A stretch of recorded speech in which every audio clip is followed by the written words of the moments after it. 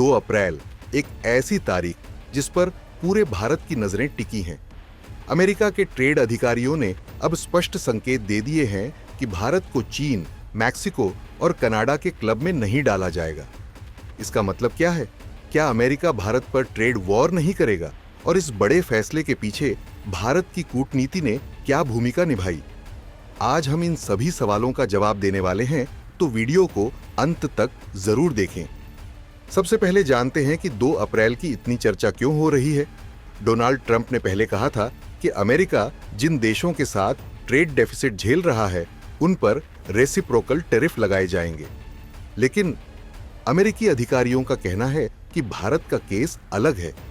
America के लिए सबसे बड़े ट्रेड डेफिसिट वाले देशों में चीन, मैक्सिको, वियतनाम, आयरलैंड, जर्मनी और लिस्ट में कहीं नीचे भारत। तो जब अमेरिका का असली ट्रेड प्रॉब्लम चीन और मैक्सिको के साथ है, तो भारत पर उतना दबाव क्यों? दरअसल अब आपको बताते हैं कि भारत ने कैसे इस गेम को अपने पक्ष में कर लिया।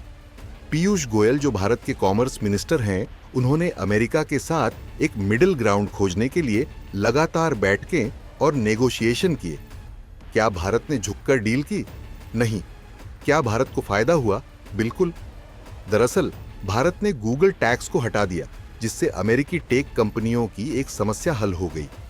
भारत 66 बिलियन डॉलर के एक्सपोर्ट को बढ़ावा देने और अमेरिका के 23 बिलियन डॉलर के सामान को भारत में एंट्री देने पर सहमत हुआ।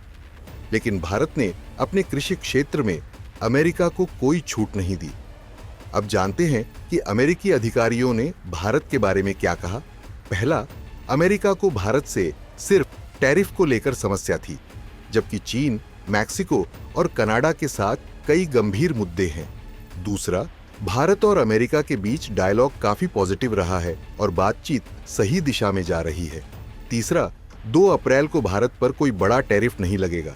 भारत के लिए ये एक बड़ी डिप्लोमेटिक जीत है। ट्रेड वॉर टल सकता है। अमेरिका भारत के साथ रिश्ते सुधारना चाहता है। चीन, मैक्सिको और कनाडा से अलग भारत को ट्रीट किया जाएगा।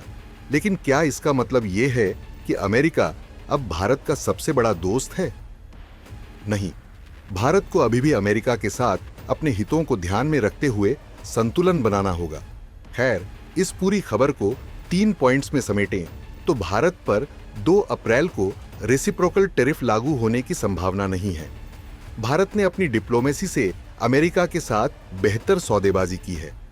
अमेरिका भारत को चीन और मैक्सिको के साथ नहीं जोड़ेगा, बल्कि एक अलग नीति अपनाएगा।